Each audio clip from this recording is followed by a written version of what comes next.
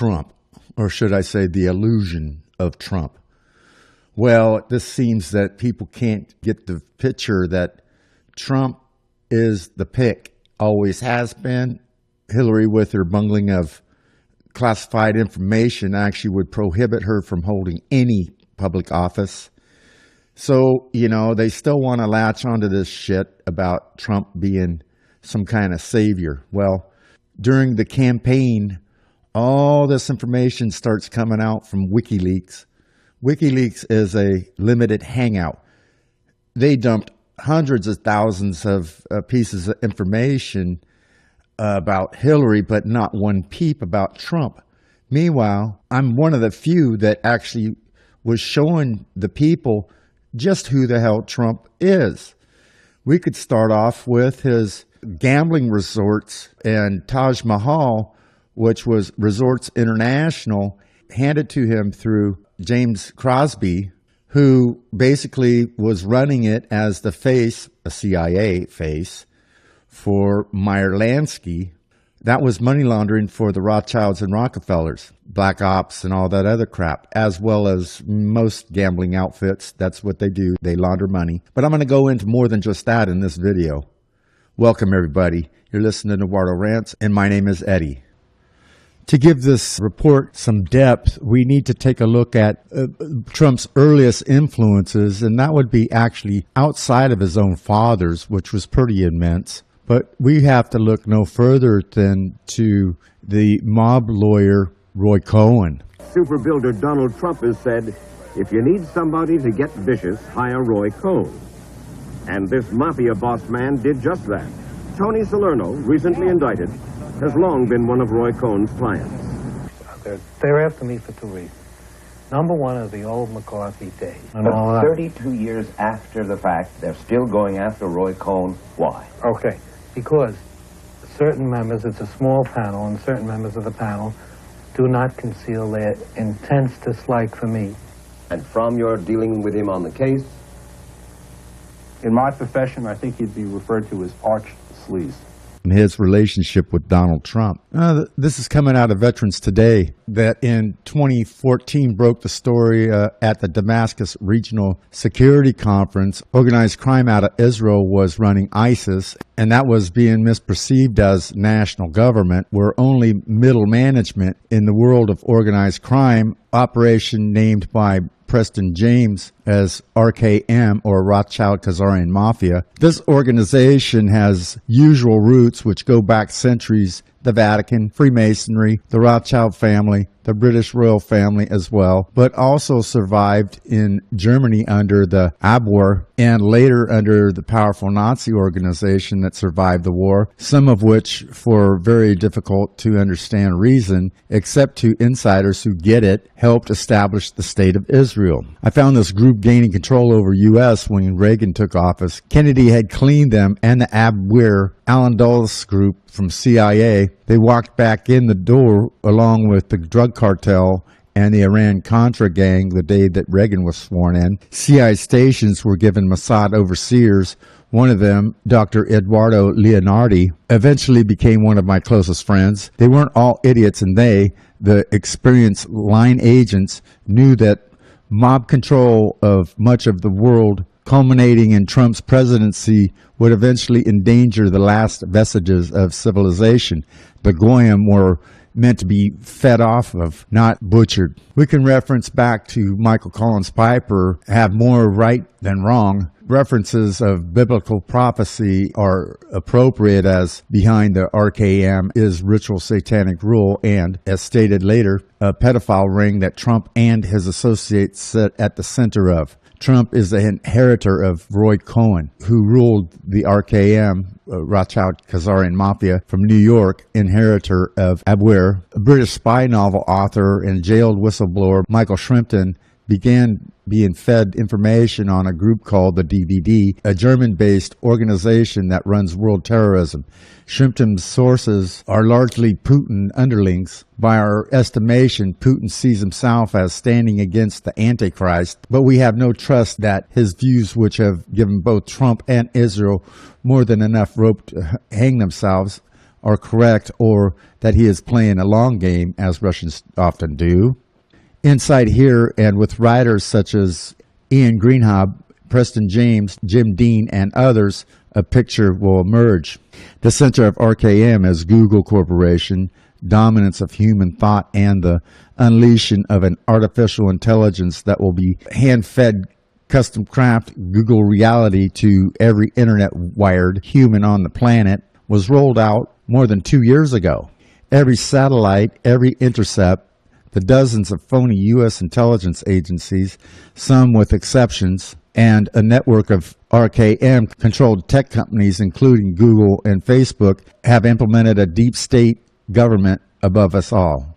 Yet they fail. We see it in Syria. We see some in Washington fighting back, and especially in the FBI, where loyal line agents are refusing to take orders from Trump, Cohen, and RKM mob, the same way the CIA refused to submit Singlab and Mossad rule in 1980. RKM started with Schofield in the 1840s, created Christian evangelism as they created the Jesuits back in the 1500s, or the State of Israel in 1947, simply tracing the military power used to conquer Judea and Samaria, then watching Suez in 1956 and the Jewish Wehrmacht hit Egypt and Syria in 1967 should have been enough. We see its centers of power unfold, its long control of events in Europe through the black nobility and bloodline families centered in Belgium and the Netherlands, their control from Brussels of the world human trafficking,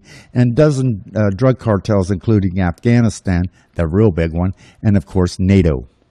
They took Ukraine as a base of operation and are using former Russian facilities there to provide ICBM technology to not only North Korea, but both India and Israel, that have missiles with 11,000-kilometer range for targeting North America. I reviewed records of this trade back in 2009 with the Director General of Pakistan, ISI, General Pasha. Author Jeff Gates sat. We watched them for years in the Magellan organization, set up by the U.S. supposedly in 1946 out of the remains of the Nazi Odessa networks. Their claim was to use Nazis to fight terrorism. At their heart was the Dulles brothers, Rothschilds and Rockefellers, and in Washington, D.C., J. Edgar Hoover. Richard Nixon was a Dulles protege, brought into what was called Operation Paperclip in 1946, then groomed for Congress, and then for greater things. Eisenhower was their puppet president at the time. They murdered Kennedy. They staged 9/11, 7/7, and are ISIS. They are Google Jigsaw.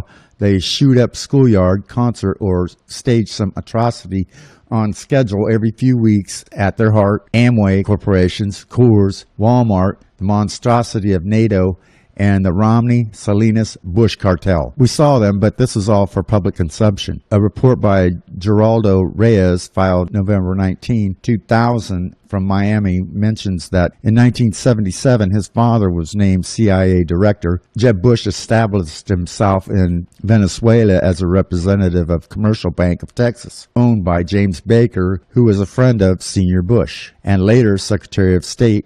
Jeb Bush speaks Spanish fluently, thanks to his marriage to a Mexican Columba Garnica, which is why the family was rapidly accepted by the rich Venezuelan Petroleum Society. In 1980, when his father was elected vice president, Jeb moved to Miami, which he considered the most international city in the country.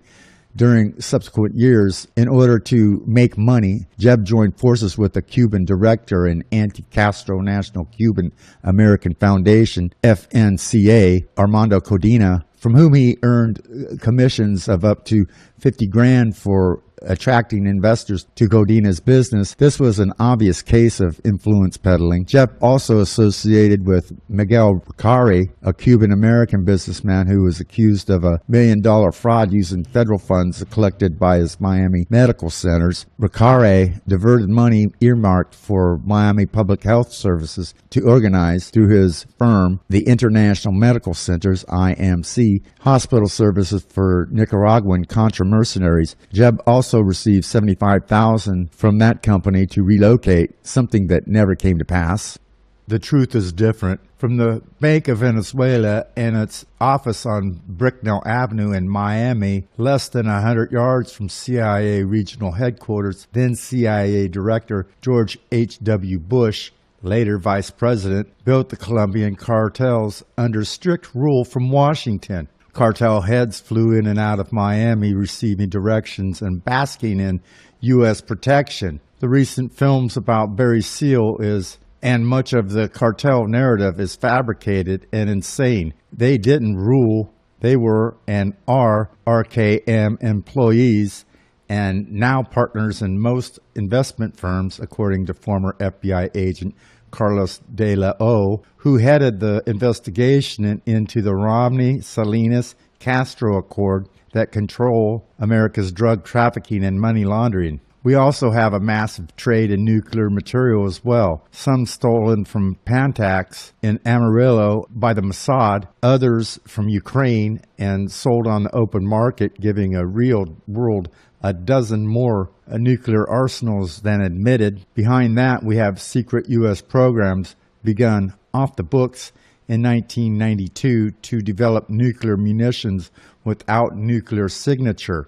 D weapons and shit like that, to use in events like 9/11 and to pepper the Middle East under the guise of the war on terror. There are many real whistleblowers that the public will never know nor ever care about. The public has puppet Mossadnik, Assange, and 2 decades of fake leaks and chicken feed fabricated by the RKM, Rothschild Khazarian Mafia, and laundered through WikiLeaks, InfoWars, MSM, mainstream media, including CNN. Every terror organization is a creation rooted in Magellan and his children, Mossad, CIA, MI6, Black September, ISIS, RA, MIT, Gladio, DVD, real or imagined.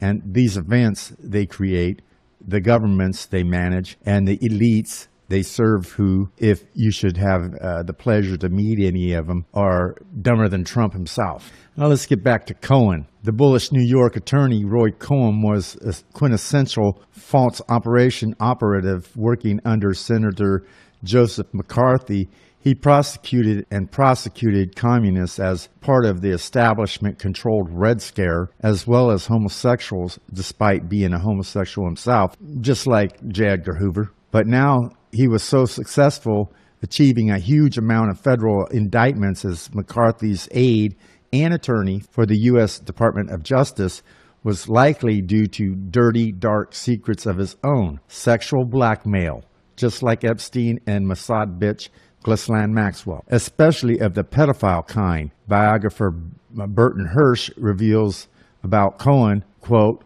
when New York attorney John Klotz began to investigate Roy Cohen on behalf of a client, declassified New York government files and spade work by a private detective substantiated the allegations that there was indeed a blue suit at Plaza Suite 233.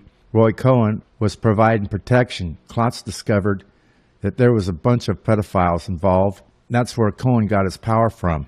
Blackmail.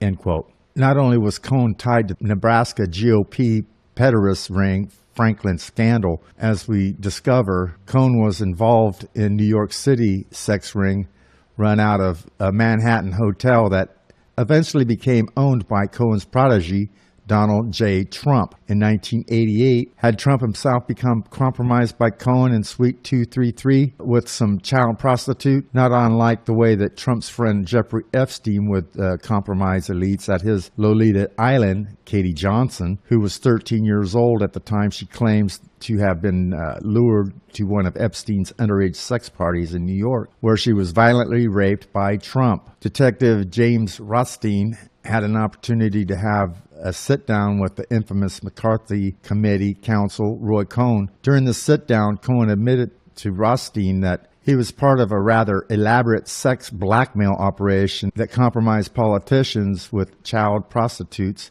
Cohen told Rothstein that this operation was being carried out as part of an anti-communist crusade of the time, which basically is bullshit. It was for the Mossad.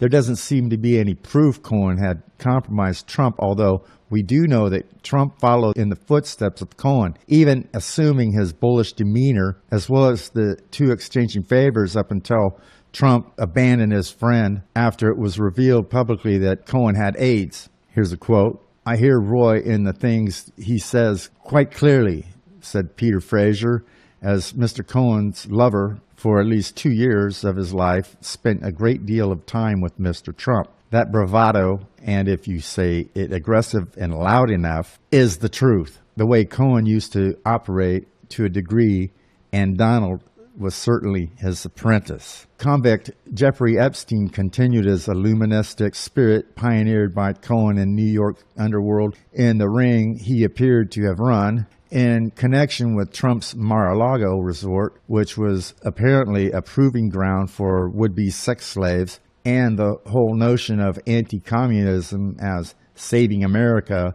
was convenient bait used in a basic Hegelian dialectic system. Cohen was vice president of Rabbi George Sokolsky's Political Action Committee, the American Jewish League Against Communism. This league officially endorsed the Jewish-controlled John Birch Society, which has tentacles all over the alt-right. Not only did Cohen's sex ring help advance his legal career, it helped him advance Jewish interests, specifically its capitalistic dialectic in the West. One question that was brought up was the pedophile book on Cohen's sex ring stashed at Watergate? That's interesting. Could the Watergate burglars have been after a pedophile book that contained the names of Cohen's sexually compromised Republican Party and the New York elites, which may have had included Donald Trump's name? Detective Rothstein also had an opportunity to speak with infamous Watergate burglar Frank Sturgis. During this conversation, Sturgis revealed one of the reasons for breaking into Watergate. According to Sturgis, there was a pedophile book hidden away at the Democratic National Committee headquarters. The book was supposed to have a list of pedophiles on the American political scene. This alleged book, no doubt, would have had dirt on Democrats too. Quote, fugitive ex-CIA officer Frank Turpel has claimed that sexual blackmailing operations directed by the CIA and Mossad were intensive in Washington during the Watergate era. Turpel also asserts that his former partner, Ed Wilson, was coordinating one of these sexual blackmail operations. In a letter to Jim Hugman, Turpel reveals Wilson's modus operandi. Historically, one of Wilson's agency jobs was to subvert members of both houses of Congress by any means necessary. Certain people could be easily coerced by living out their sexual fantasies in the flesh. A remembrance of these occasions was permanently recorded via selected cameras. The technicians in charge of filming were TSP, Technical Service Division, of the CIA. The unwitting porno stars advanced in their political careers, some of whom may still be in office. CIA Counterintelligence Director James Angleton proved to be such a loyal asset to Israel and its Mossad that he was honored with a monument in Israel. That was a source from Michael Collins Piper in Final Judgment, who, when people started looking at Trump, he wound up dead. Late journalist and author Michael Collins Piper makes a good case for the Watergate scandal actually being orchestrated by Israel's Mossad to take down Nixon, in a continuation of a takedown of those in the JFK administration still working in the government. Interestingly, James Angleton, Mossad's top ally in the CIA and alleged architect of the deliberately botched Watergate burglary, apparently had sexually compromising photos of Cohen associate 33-degree Freemason J. Edgar Hoover. Author Anthony Summers, in his recently released biography of former director J. Edgar Hoover, describes how the alleged compromising photos of Hoover engaging in homosexual activities managed to surface in relation to the Garrison investigation. According to Summers, he was told by former CIA contract operative Gordon Noble that Noble, was shown such photos by James Angleton. Piper illustrates how it was Jewish mob boss Meyer Lansky who spearheaded the blackmail of homosexual Hoover. Summers created a media sensation when he alleged in his new biography of Hoover, Official and Confidential, and on the PBS series Frontline, that Lansky blackmailed Hoover with supposed photos of Hoover engaging in homosexual activity. Could Lansky and his associates have directed Cohen's sex ring? Hoover is alleged to have been witnessed dressing up in drag with two young boys at the Plaza Hotel. Could it have been at Cohen's room 233, pedophile hangout? Daily Mail lies about Trump rape accuser following convenient dropping of her lawsuit. A week before the U.S. federal election, Katie Johnson, the woman who filed a lawsuit alleging that Donald Trump raped her when she was 13 at Epstein's sex party in New York, canceled a press conference at which she was to reveal her identity. The conference would precede the approaching pre-trial in December of this year. That would be 2016. On November 2nd, Johnson's legal representative in Los Angeles, civil rights attorney Lisa Bloom, told a press scrum at her Woodland Hills, Los Angeles office that Johnson would not be appearing due to fear for her life and following threats. A quote, "I have bad news today. Jane Doe has received numerous threats today, as have all of the Trump accusers that I am represented," end quote. Then, only 3 days before the election, Johnson withdrew her lawsuit against the would-be president of the United States and his longtime friend, Jewish billionaire and convicted sex trafficker Jeffrey Epstein, who raped Johnson and other young women while having them play out role-playing fantasies, exactly as the aforementioned Turpel explains about the CIA's blackmail techniques. The dropping of the lawsuit was a huge convenience for Trump in his eventual election. It goes without saying, Johnson's deposition stated that Trump and Epstein threatened her life and those of other child victims if they were to reveal the crime. It appears that, with a decades-old threat, they finally got to Johnson and her lawyer in time for the election. The mainstream media was mysteriously silent on the Johnson lawsuit, with the Daily Mail being the main conduit to disseminate information to the public regarding the case. The Daily Mail's latest article on Johnson-Trump rape scandal was published November 7, 2016, the eve of the election, with a descriptive headline of "Exclusive, troubled woman with a history of drug use who claimed that she was assaulted by Donald Trump at Jeffrey Epstein's sex party at the age 13, made it all up." Notice that the writer of the article headline used the all uppercase letters for the lie they told. This despite the article never conclusively proves that she made up her story. Nowhere does Johnson say that she made up anything. Yet the Daily Mail crafted this politically motivated clickbait headline suggests otherwise. The Mail also slanted the story to suggest that Johnson's claims were of that of a drug-riddled, troubled person. If true, the Daily Mail was counting on people reading only the dismissive headline rather than reading the article, like people do on Facebook and everywhere else. They think they have an opinion based on a headline. I get it all the time on my YouTube channel. Rather than reading the article or watching the video and weighing in the evidence and deciding for themselves, reading on in that article, there is very little scant evidence from a conveniently anonymous source that Johnson made up her story. Furthermore, the Daily Mail itself spoke with Epstein producer Tiffany, who corroborated Johnson's entire story, which just happens to corroborate Virginia Roberts' proven claims against Epstein. It seems the Daily Mail was given a last-minute directive by Mossad to exonerate Trump, thus the Mail's sudden and unsubstantiated dismissal of Johnson's claims.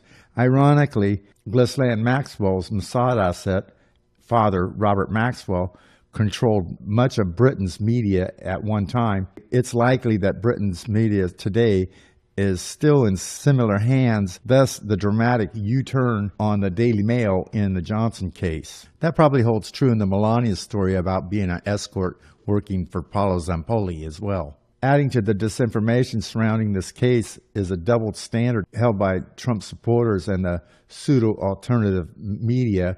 Rape allegations, all of them, against Bill and Hillary Clinton are fair game, but any against Trump is off limits. It's like you can't talk about Israel either.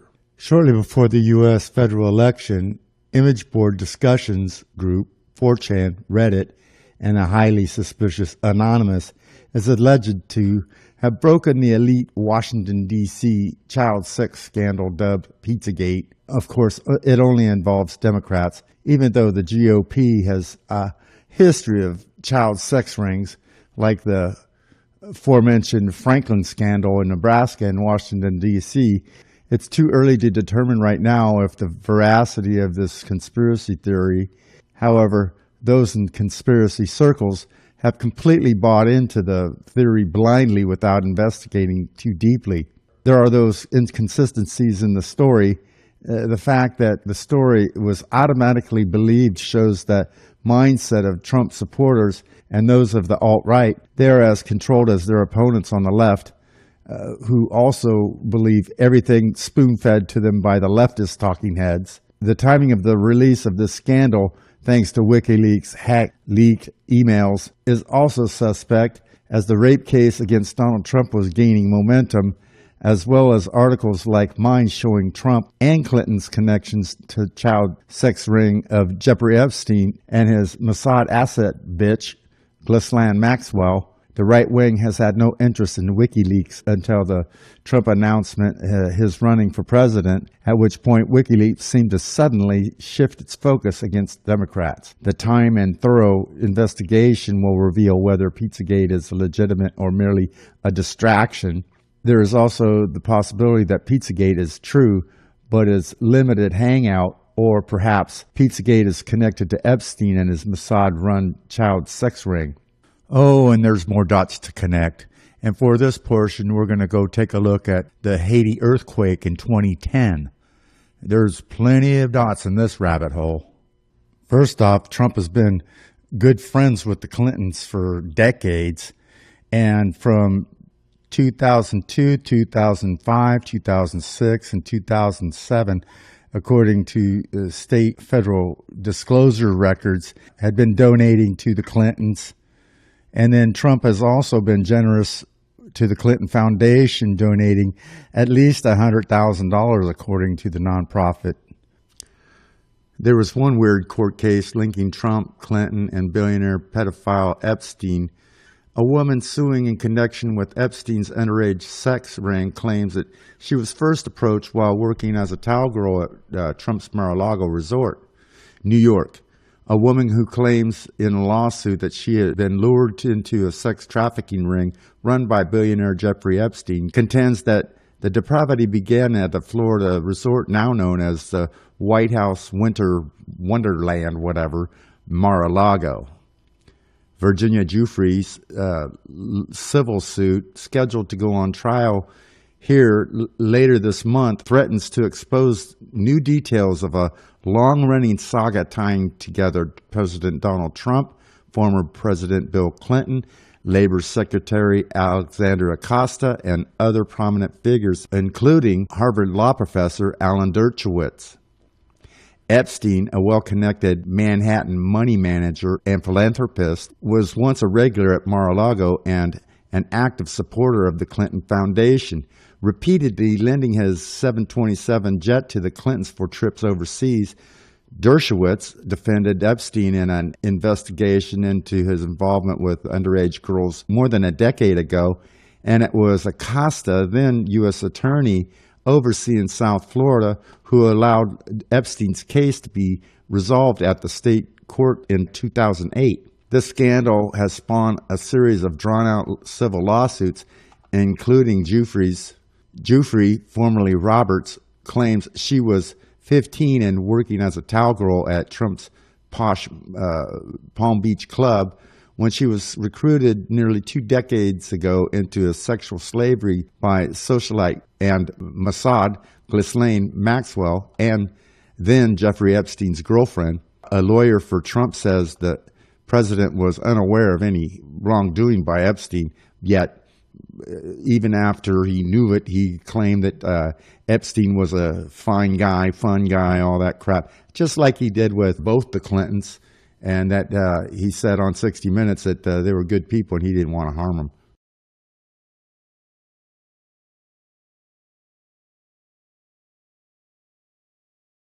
On June 19, in a courtroom in downtown Brooklyn, a federal judge took up an enigmatic case of an individual known as John Doe. According to heavily redacted court record, Doe was an expert money launderer convicted in connection with a stock swindle almost 20 years ago, but many other facts about this strange and sordid case remain obscure. The courtroom was filled with investigative journalists from numerous outlets, along with lawyers petitioning to unseal documents related to this prosecution. This case, argued John Langford, is a First Amendment specialist from Yale Law School who represented a Forbes editor, implicates an integrity interests of the highest order. The public had the right to know more about Doe's history, Langford argued, especially in the light of the relationship between the defendant in this case and the President of the United States. John Doe's real name, everybody in the courtroom knew, was Felix Sater. Born in Moscow and raised in Brooklyn, Sater was Donald Trump's original conduit to Russia. As a real estate deal maker, he was the moving force behind Donald Trump's Soho Tower, which was built by developers from the former Soviet Union a decade ago. Long before Donald Trump Jr. sat down to talk with Compromat with a group of Kremlin-connected Russians, Sater squirreled him and Ivanka around their first business trip to Moscow, and long before their father struck up a bizarrely chummy relationship with Vladimir Putin. Sater was the one who introduced the former president of the Byzantine world of oligarchs and mysterious money.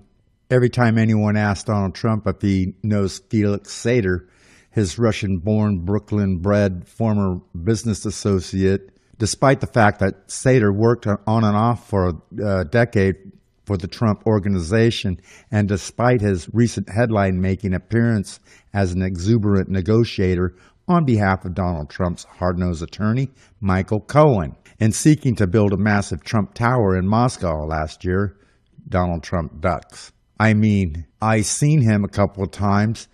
I have met him, Donald Trump says, in a deposition in a court case involving Slater in 2013. And the New York Times reported him saying, if he were sitting in the courtroom right now, I really wouldn't know what he looked like. As late as 2015, when asked about Sater, boy, I have to think about that one. It's no wonder that Trump, especially now that he's under investigation over ties to Russia and its meddling in 2016 election, will respond to a question about Sater by saying, who's he? In 1984, a Russian immigrant named David Bogotan went shopping for apartments in New York City. The 38-year-old had arrived in America 7 years before with just $3 in his pocket. But for a former pilot in the Soviet Army, his specialty had been shooting down Americans over North Vietnam. He had clearly done quite well for himself. Bogotan wasn't hunting for a place in Brighton Beach, the Brooklyn enclave known as Little Odessa, for its large population of immigrants from the Soviet Union. Instead, he was fixated on a glitzy apartment building on Fifth Avenue, a gaudy 58-story edifice with gold-plated fixtures and pink marble atrium known as Trump Tower. A monument to celebrity and conspicuous consumption, the tower was home to the likes of Johnny Carson, Steven Spielberg, and Sophia Loren. Its brash 38-year-old developer was something of a tabloid celebrity himself. Donald Trump was just coming into his own as a serious player in Manhattan real estate, and Trump Tower was his crowning jewel. From the day it opened, the building was a hit. All but a few dozen of its 263 units had sold in the first few months.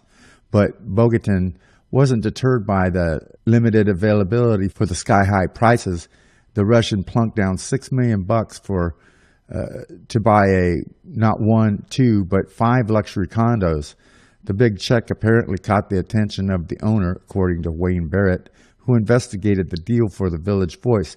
Trump personally attended the closing along with Bogatin. If the transaction seemed suspicious, multi-apartments for a single buyer who apparently had no legitimate way to put his hands on so much money, there may have been a reason. At the time, Russian mobsters were beginning to invest in high real estate, which offered an ideal vehicle for laundering money from their criminal enterprises during the 80s and 90s, wherein the U.S. government has repeatedly saw a pattern by which criminals would use condos and high-rises to launder money, says Jonathan Weiner, a Deputy Assistant Secretary of State for International Law Enforcement in the Clinton administration.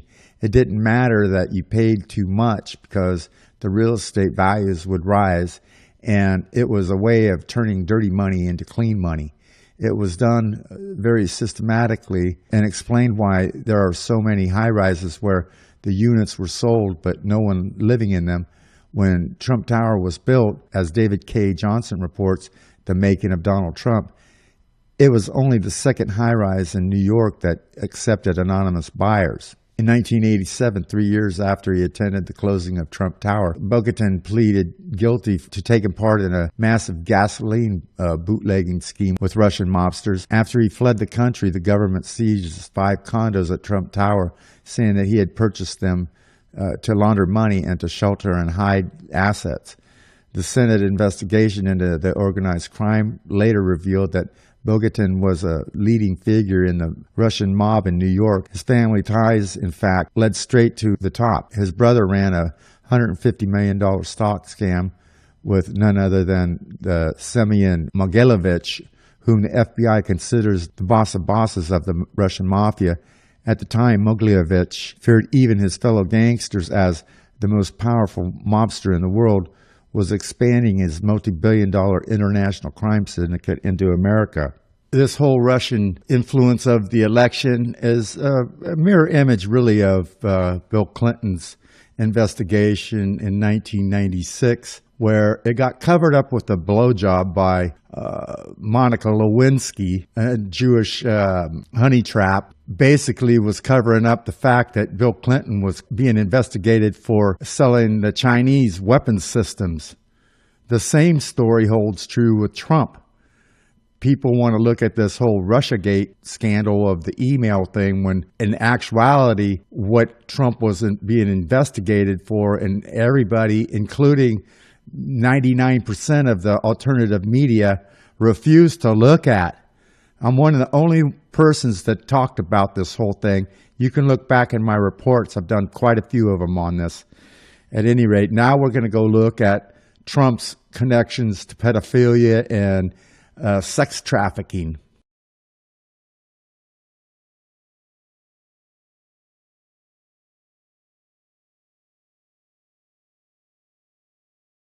In a story by the Daily KOS, we all knew about the trafficking, the untold story of Trump model management, part 1, by Daily Swedish Jewfish. These tweets came from an account called Wade Turnbull. His remarks echo the sentiments of many who have worked with Trump at model management. Turnbull's remarks are notable in particular because of their timing. They were made a full 2 months before the Mother Jones article outlining the immigration fraud, financial exploitation, and generally deplorable working conditions at Trump's agency were made public. It should also be noted that Mr. Turnbull, judging by his Twitter feed, is no fanfare of Hillary Clinton either, but this is simply his impression based on his experience working with this particular agency, and he is far from alone in his views. About a month ago, I came across a Mother Jones article about Trump's modeling agency and its treatment of young, largely immigrant workforce. The story was, in a way, a height of irony, where here's a man who built an entire campaign on his hard-line stance against immigrants, and all the while his business was committing full-scale immigration fraud. But as I read on, I was struck by how much this resembles the business model of sex trafficking, something I have researched and written about extensively. I was not alone in my impressions. Others who commented on Mother Jones' piece and subsequent coverage made similar observations that Trump models seemed to be borderline human trafficking, initially making the comment on Twitter and later on dedicating a segment of his primetime show to explore the topic. Seth Meyers, for his part, did a segment on Mother Jones' piece as well, comparing it to an episode of Law and Order SUV, while his commentary was cloaked in his usual sardonic humor. Seth's disgust was evident, and he wondered aloud if the prospect of Trump harboring sex slaves in his proverbial basement would be enough to make voters sour on his candidacy. At the time the story broke, those of us who were reporting on this was hoping that the whole thing was going to blow up. I assumed that follow-up reporting would be done and it would come as a major story in 2016 election. I thought it might even open up a long overdue dialogue about sex trafficking and how our broken immigration and criminal justice systems enables its existence. But it never happened. To my astonishment, the story disappeared into the either 24/7 news cycles and seemed to be all but forgotten within a week, if that. Barbara Boxer initiated a Senate inquiry, which I've been told is now underway. Mother Jones did a short follow-up, noting that Trump Model's only response was to point out that the story was from many, many years ago. It actually wasn't. Melania Trump sued a relatively unknown Canadian blogger and the Daily Mail, once again in the picture, over the related story, but otherwise disappeared from public view amid questions of her own strange and inconsistent account of her path to citizenship. And even as Trump ramped up his rhetoric about undocumented immigrants, not one reporter bothered to challenge him on how he squared those public pronouncements with his business practices.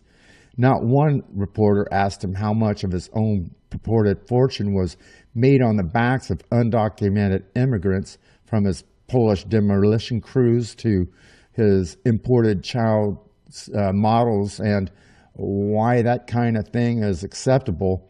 The universe basically gave a collective shrug and moved on. Most people who deal with Trump are not willing to speak on the record about their experiences with him, especially the very people I had to talk to for this story, who are, for the most part, young and relatively powerless young women who signed ironclad non-disclosure agreements and are afraid of the notorious litigious Trump. I understand their hesitation. This is a dark subject, and it involves powerful people who no doubt have a vested interest in keeping a lot of this out of the public. With the history of modeling agencies and their brutal tactics used against women involved in modeling, and now Melania under the thumb of Trump, the question isn't so much as to whether Melania was acting as an escort at all, but the fact is that the litigations and the tactics learned by Trump of his former mentor, Roy Cohen, taught him to cause the defendants to hire a lot of attorneys, meanwhile breaking their backs. So for them to go after Susie, the original magazine that posted the story, well, what they did post was the magazine said it published an article, quote, in August 2016 in which it said Trump in the past worked for a modeling agency that also offered an elite escort services besides modeling. That's not actually accusing her, and any attorney with a lick of sense or salt would have fought that. But nevertheless, the question should be, was Paolo Sampoli the one that was operating a modeling agency that she was working for? Was he actually, in fact, operating an escort service, not whether Melania was a hooker or not? Some of these questions and some of the dots may be connected if we take a look into the Haiti earthquake in 2010 and even before, but specifically in 2010 and after, where the Clinton Foundation was set up and is well known to have been trafficking in children. In 2005, when Representative Cynthia McKinney grilled Donald Rumsfeld during the House hearings on the 2006 budget for the U.S. Department of Defense. Let's listen to McKinney as she questions Rumsfeld on the missing trillions and hear Rumsfeld's pathetic response. Oh, thank you, Mr. Chairman. Mr. Secretary, I watched President Bush deliver a moving speech at the United Nations in September 2003, in which he mentioned the crisis of the sex trade. The President called for the punishment of those involved in this horrible business. But at the very moment of that speech, DynCorp was exposed for having been involved in the buying and selling of young women and children. While all of this was going on, DynCorp kept the Pentagon contract to administer the smallpox and anthrax vaccines and is now working on a plague vaccine through the Joint Vaccine Acquisition Program. Mr. Secretary, is it policy of the U.S. government to reward companies that traffic in women and little girls? Thank you, Representative. First, the answer to your first question is no, absolutely not. The policy of the United States government is clear, unambiguous, and opposed to the activities that you described. The second question. Well, how do you explain the fact that DynCorp and its successor companies have received and continue to receive government contracts? I would have to go and find the facts, but there are laws and rules and regulations with respect to government contracts, and there are times that corporations do things they should not do, in which case they tend to be suspended for some period. There are times then that under the laws and the rules and regulations passed by the Congress and implemented by the executive branch, that corporations can get off of out of the penalty box, if you will, and be permitted to engage in contracts with the government. They're not generally not barred in perpetuity. This company was never in the penalty box. If you could proceed to my second question, please. One must understand that Haiti's been being pillaged by Clintons and their ilk for decades, actually. But listen to this. So Secretary Ban Ki-moon today announced the appointment of Bill Clinton as the United Nations Special Envoy for Haiti, building on the former United States President's engagement with the Caribbean nation. I am confident that President Clinton will bring energy, dynamism, and focus on the task of mobilizing international support for Haiti's economic recovery and reconstruction, said Mr. Ban. According to news release, the appointment builds on Mr. Clinton's extensive engagement with Haiti while serving in the White House. So that takes it back to the 90s bare minimum. And the most recent through his call to action on Haiti at the Clinton Global Initiative in September 2008. So they have the Clinton Global Initiative already poking and robbing them. And then along comes the Haiti earthquake in 2010. So what the hell does Haiti have to do with Trump? Well, stay with me on this journey and we might be able to connect some dots here because truth has no bias. Contrary to reports in the media, the crowdsourced investigation labeled as Pizzagate did not begin with internet sleuths digging through WikiLeaks Podesta files released, looking for pizza parlors and encoded language discussing human trafficking. It began with the shocking discovery of Hillary and Bill Clinton provided assistance to convicted child trafficker Laura Silsby, resulting in a reduced sentence for child trafficking. Silsby was arrested at Haitian border, not for the first time, but the second time, attempting to smuggle 33 children out of Haiti without documentation. Her sentence and charges were reduced after an intervention by Bill Clinton and the Clinton Global Initiative, of course. In the aftermath of Silsby's arrest, her originally retained lawyer, Jorge Pello, was arrested in connection with an international smuggling ring accused of trafficking women and minors from Central America and Haiti. The revelation of this news in November 2016 was either ignored by the Western media or attacked by Clinton-controlled publications. Laura Silsby, a former director of the New Life Children's Refuge, emails from her organization can be found in WikiLeaks' Hillary Clinton email archive discussing the NGO before her arrest. Silsby's organization also appears in Clinton emails soliciting donations for her ministry. The refuge was founded by Silsby and Clarissa Coulter, both attendees of the Central Valley Baptist Church in Meridian, Idaho. Silsby was reported to have a history of bad debts and unpaid wages. Laura claimed that she planned to build an orphanage in Dominican Republic, but the State Department diplomatic cable revealed that authorities in the country said she never submitted any application for this purpose. They instead located to Haiti. That was round one. On January 29, shortly after the Haiti earthquake, of course, 2010, Silsby was arrested with 9 other American nationals attempting to steal 33 children from the country, most of whom were not even orphans and had families, according to some reports on February 9, that this was not the first time Silsby had attempted to traffic children out of Haiti. Haitian police, acting on a tip, had intercepted Silsby in an earlier separate attempt to remove 40 children out of the country. She was turned back at the Haitian border. For a brief period, Haitian authorities were considering adding a new charge of kidnapping based on this evidence. Hillary and Bill took an extraordinary interest in Silsby's case from the moment that she was arrested and almost immediately stepped in on her behalf. The Harvard Human Rights Journal stated that one of Bill Clinton's first acts as special envoy to the United Nations in Haiti was to put out the fire of a child abduction scandal involving American citizens. On February 7th, 2010, the Sunday Times reported that Bill Clinton had intervened to strike a deal with the Haitian government, securing the release of all co-conspirators except for Silsby. Prosecutors ultimately sought a 6-month sentence in Silsby's case, reducing charges for conspiracy and child abduction to a mere arranging irrelevant travel. A shocking light penalty given the circumstances of her arrest, which would likely not have been possible but for the intervention of the Clintons in the Silsby case.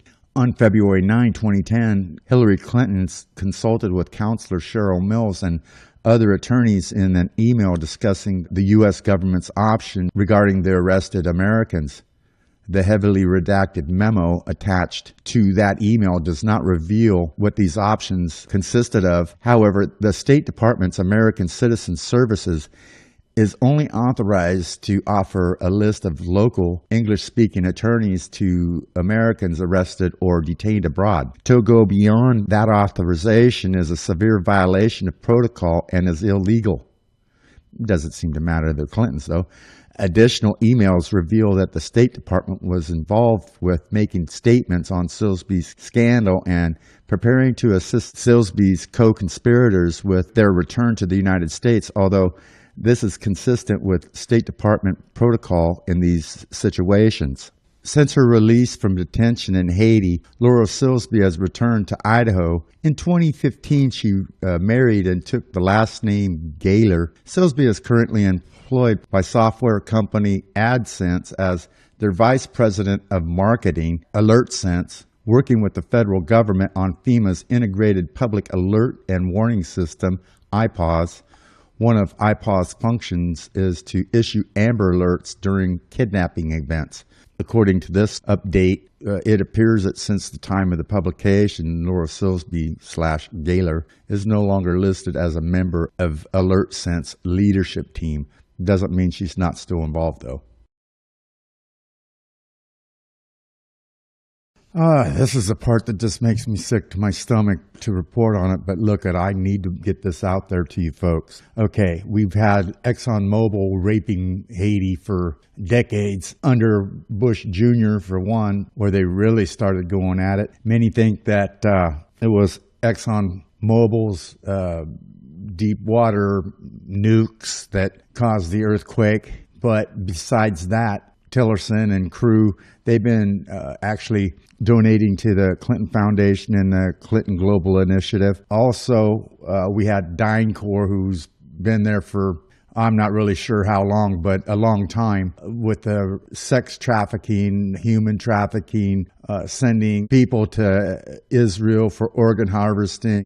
These things are all very well known. And if you don't know them, you should stop and do some research on this. Did the mining of Haiti's riches since 2004 G.W. Bush regime change cause the earthquake in Haiti? On mining Haitian riches and a concern for environmental degradation by the foreign companies, the idea that human activity can cause seismic activity is widely accepted in the scientific community. The connection between oil production and earthquake dates back at least to the 1920s, when geologists in South Texas noted faulting near the Goose Creek oil field in 1967. Human-triggered earthquakes in western India linked to the Koyna Dam. That was a registered 7.0 earthquake. Since the earthquake, I've had occasion to ponder, like many others, about what may have caused this heretofore unknown natural disaster in Haiti. Was it a natural occurrence or man-made?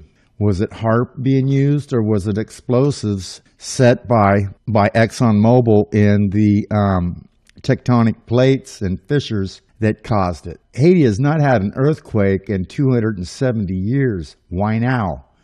The nation of Haiti is only 206 years old, so Haitians have no experience with earthquakes whatsoever. Did not know that for an earthquake you run away from the house, so when the trembling started, they did the worst thing possible. They ran into their houses they were used to. For protection, with hurricanes, the houses all collapsed on them. How could this devastation happen? 200,000 people dead in this capital alone. Devastation in the south also. The Léogâne, Jacmel, and Port-au-Prince, everything collapsed. 400,000 to relocate, millions of homeless and untold numbers with amputated limbs, and hundreds of thousands right now dying without access to water, food, shelter, or any medical treatment. Since 2004, the Bush regime change, Azelis Hillen has been concerned about the digging up of Haiti without any regard to environmental degradation. In an April 29, 2000 interview with Chris Scott entitled Haiti's Riches Interview with Azili Danto on Mining in Haiti, I expressed concerns that under the UN occupation, which made the Haitian government a puppet government, Haitian lives and welfare were not priorities, just corporate exploitations of Haiti's resources and cheap labor. Look, when the Clinton Foundation actually set up there, they got UN peacekeepers at their disposal. They had the U.S. military, and they sold everything off bit by bit by bit. And it's not just the Democrats that's been doing that. So we can't just lay blame on Hillary Clinton and Bill Clinton. It's been going on for decades, president after president. So there's more about Haiti, and we're going to get into that right now. Here's a small clip from Cynthia when she was on my radio show last April, talking about DynCorp and Haiti and child trafficking. DynCorp, well, we know that DynCorp has a history of trafficking in women and little girls, and more than likely they haven't changed one bit, especially since the CEO of DynCorp, my understanding, is now a member of the administration, a member of the Trump administration. Yeah, that's Steve, what's his name, Steve Feinberg? Yes, that's right. Yeah. Okay, go ahead. He's got child trafficking. Well, the poor children of Haiti don't get a break because they're stolen like crazy. And we just had, 33 just about 2 weeks ago taken. Again? And the Haitian authorities, Haitian authorities stepped in. This was one that Glenn Beck announced, and I don't get that at all. How can Glenn Beck announce when a raid for child trafficking is about to take place? Now you tell me about that. So we got DynCorp with Steve Feinberg. He's still running around, most likely trafficking in humans, children especially. Most of those probably going to Israel for multiple things. One would be sex slaves, and the other for organ harvesting. Look, you got to remember something. Those people in Haiti were brought there by Jewish slavers, and these are the ancestors of these same people. So they give a shit not one bit for these people. But at any rate, we're going to start to tie some things together a little bit more. We got Steve Feinberg now in the Trump administration. We've got former CEO Pillager of Haiti from ExxonMobil is the State Department replacement for Hillary, also known for his lobbying for gays in the Boy Scouts of America. They're still having their way down there. Most likely the cause of the earthquake itself for their explosives. We already said that, but at any rate. And then we got this one that's really kind of a dot connector, and that's Mr. Paolo Sampoli. Because as we know, you can research it for yourself, that the child trafficking, human trafficking out of Haiti still is happening as we speak. And in 2011, a year after Silsby got caught and arrested and convicted of child trafficking, they made Trump's matchmaker, Paolo Sampoli, the one that was handling Melania, that was accused of operating an escort service. So that is sex peddling. I don't care any way you look at it. That's the way I see it, at any rate. Now we got Mr. Paolo Zampoli as a UN ambassador to the Dominican Republic. How convenient is that? Look, you got to remember something. All these guys are connected. They're all buddies. Paolo Zampoli, Ghislaine Maxwell, Jeffrey Epstein, all of these guys, they're connected in so many ways. It's not even funny. Paolo Zampoli and Tillerson. Oh, this goes on and on and on. It's just like George Carlin said. They don't want people who are smart enough to sit around the kitchen table and figure out how badly they're getting fucked by a system that threw them overboard 30 fucking years ago. They don't want that. You know what they want? They want obedient workers. Obedient workers. People who are just smart enough to run the machines and do the paperwork, and just dumb enough to passively accept all these increasingly shittier jobs with the lower pay, the longer hours, the reduced benefits, the end of overtime, and the vanishing pension that disappears the minute you go to collect it. And now they're coming for your Social Security money. They want your fucking retirement money. They want it back, so they can give it to their criminal friends on Wall Street. And you know something? They'll get it. They'll get it all from you sooner or later, because they own this fucking place. It's a big club, and you ain't in it. None of this is conclusive proof of anything, but given the circumstances and the viewing of the connections between all these people and how they basically hold on to one single thread, and that's this satanic cult of incredible criminalism. They care not of anybody, and that includes Trump. You got to go watch the movie You've Been Trumped and see how he treated the people from Scotland. That's the way he's dealt in every aspect of business, including not paying people and all kinds of stuff. He's a piece of shit from day one. I've been saying this for almost 2 years now, showing everybody just who the fuck this guy is. Look, he's not the answer. There's no savior. There's no deep state gonna come and get him. That's all bullshit.